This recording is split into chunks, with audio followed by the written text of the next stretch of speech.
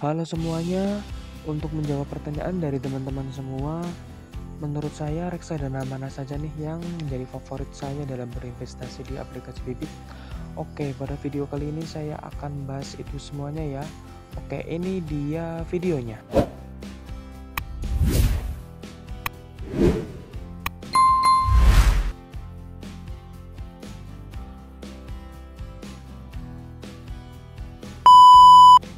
Assalamualaikum warahmatullahi wabarakatuh. Selamat datang di Naswa Channel.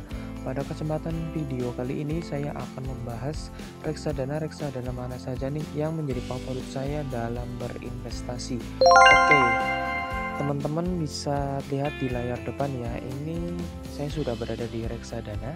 Kemudian jenis-jenis reksadana ada pasar uang, obligasi, dan juga saham. Yang pertama reksadana pasar uang dulu ya. Kita klik. Yang menjadi favorit saya dalam berinvestasi di aplikasi Bibit reksadana pasar uang, khususnya saya sering berinvestasi di reksadana pasar uang majoris pasar uang syariah Indonesia. Kenapa saya memilih ini? Karena dalam satu year return, 1 tahun keuntungannya itu mencapai 4,72%. Kemudian yang kedua, saya juga sering berinvestasi di Bahana Liquid Syariah kelas G. Kenapa saya memilih reksadana pasar uang Bahana Liquid Syariah kelas G? Ya karena menurut saya dalam kurun waktu 1 tahun terakhir yang 1 year return, dia memiliki keuntungan 4,34%. Jadi jelas ya teman-teman, kenapa saya memilih dua reksadana pasar uang itu, majoris pasar uang syariah Indonesia dan juga Bahana Liquid Syariah kelas G. Ya karena itu dalam kurun waktu 1 tahun terakhir year returnnya itu mencapai 4% lebih. Teman-teman bisa ya meniru cara saya ataupun tidak meniru cara saya juga, saya nggak apa-apa. Terserah teman-teman sesuai dengan riset ataupun kemampuan teman-teman dalam mencari informasi ataupun mencari sebuah meneliti reksadana mana yang cocok untuk teman-teman. Kemudian kita kembali ke jenis-jenis reksadana. Di sini kita lanjut ke jenis-jenis reksadana yang obligasi ya. Kita klik. Ya, kalau untuk reksadana jenis obligasi saya sering menabung di BNI AM Dana Pendapatan. Kita klik dulu. Ini adalah BNI AM Dana Pendapatan. Saya sering berinvestasi di reksadana obligasi ini juga ya karena teman-teman bisa ketahui ya dalam 1 tahun terakhir 1 year returnnya itu mencapai 5,87%.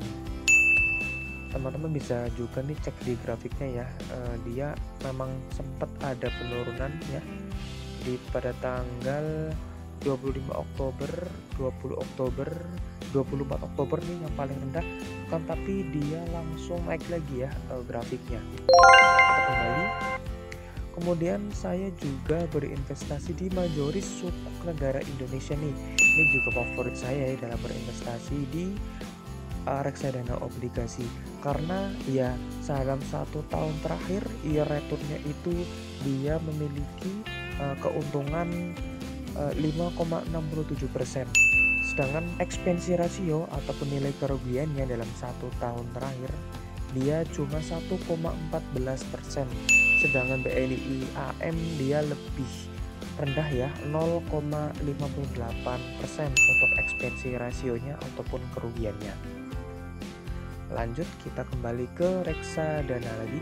Ya, jenis reksadana yang ketiga reksadana saham ya. Kita klik. Kalau untuk reksadana saham maksud saya lebih memfavoritkan berinvestasi di BNP Persibas Pesona Syariah dan juga Syukur Invest Syariah Equity Fund. Bisa teman-teman ketahui untuk hampir semua reksadana saham dia sedang mengalami penurunan ya, tapi menurut saya nggak apa-apa.